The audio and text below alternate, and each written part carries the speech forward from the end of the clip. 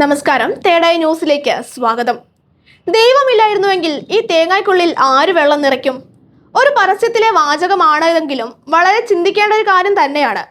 തേങ്ങായ്ക്കുള്ളിൽ മധുരമൂറുന്ന നിരവധി ഗുണങ്ങളുള്ള വെള്ളം എങ്ങനെ വരുന്നു എന്നതിനെക്കുറിച്ച് ആരെങ്കിലും ചിന്തിച്ചിട്ടുണ്ടോ? പലരും കരുതുന്നത് പോലെ മഴവെള്ളം നേരിട്ട് തേങ്ങായ്ക്കുള്ളിലേക്ക് കയറുന്നതല്ല. അതിനു പിന്നിൽ പ്രകൃതിയുടെ അത്ഭുതകരമായ ഒരു ശാസ്ത്രീയ പ്രക്രിയയുണ്ട്. മണ്ണിലുള്ള വെള്ളം തെങ്ങിന്റെ വേരുകൾ ഓസ്മോസിസ് എന്ന പ്രക്രിയയിലൂടെ ആഗിരണം ചെയ്യുന്നു. ഈ വെള്ളത്തിനൊപ്പം ചെടിക്ക് ആവശ്യമായ ധാതുക്കളും വേരിലേക്ക് പ്രവേശിക്കുന്നു. പിന്നീട് സൈലം എന്ന പ്രത്യേക കലകളിലൂടെ ഈ വെള്ളം മരത്തിന്റെ എല്ലാ ഭാഗങ്ങളിലേക്കും വളരുന്ന തേങ്ങയിലേക്കും എത്തുന്നു. എന്നാൽ തേങ്ങയ്ക്കുള്ളിൽ എത്തുന്നത് വെറും വെള്ളമല്ല, അവിടെ അത് ലിക്വിഡ് എൻഡോസ്പേം എന്ന പോഷക സമൃദ്ധമായ ദ്രാവകമായി മാറുന്നു. ഇതാണ് നമ്മൾ കുടിക്കുന്ന തേങ്ങാവെള്ളം. ഈ ദ്രാവകത്തിൽ പ്രകൃതിദത്തമായ പഞ്ചസാര, പൊട്ടാസ്യം ഉൾപ്പെടെയുള്ള ധാതുക്കൾ, വിറ്റാമിനുകൾ, മറ്റു പോഷകങ്ങൾ എന്നിവ അടങ്ങിയിരിക്കുന്നു.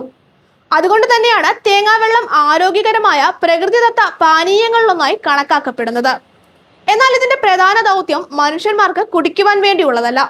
വളരുന്ന തേങ്ങയുടെ ഭ്രൂണത്തിന് ഭക്ഷണവും സംരക്ഷണവും നൽകുക എന്നതാണ് ഇതിന്റെ യഥാർത്ഥ ലക്ഷ്യം. കാലക്രമേണ തേങ്ങ പാകമാകുമ്പോൾ ഈ ദ്രാവകത്തിന്റെ ഒരു ഭാഗം ക്രമേണ കട്ടിയായി മാറി നമുക്ക് പരിചിതമായ വെളുത്ത തേങ്ങാക്കാമ്പ് അഥവാ കൊപ്രയായി രൂപപ്പെടുന്നു. ബാക്കി വരുന്ന ദ്രാവകമാണ് തേങ്ങാവെള്ളമായി ഉള്ളിൽ നിലനിൽക്കുന്നത്. ചുരുക്കി പറഞ്ഞാൽ, മണ്ണിൽ നിന്ന് വേരുകൾ ആഗിരണം ചെയ്യുന്ന വെള്ളം തെങ്ങിന്റെ സ്വാഭാവിക ജൈവ പ്രക്രിയയിലൂടെ രൂപപ്പെടുന്ന പോഷക സമൃദ്ധമായ ദ്രാവകമാണ് നമ്മൾ കാണുന്ന തേങ്ങാവെള്ളം. അതുകൊണ്ട് തന്നെ ഇത് പ്രകൃതിയുടെ ഏറ്റവും ശ്രദ്ധേയമായ സൃഷ്ടികളിൽ ഒന്നായി കൂടി കണക്കാക്കപ്പെടുന്നുണ്ട്.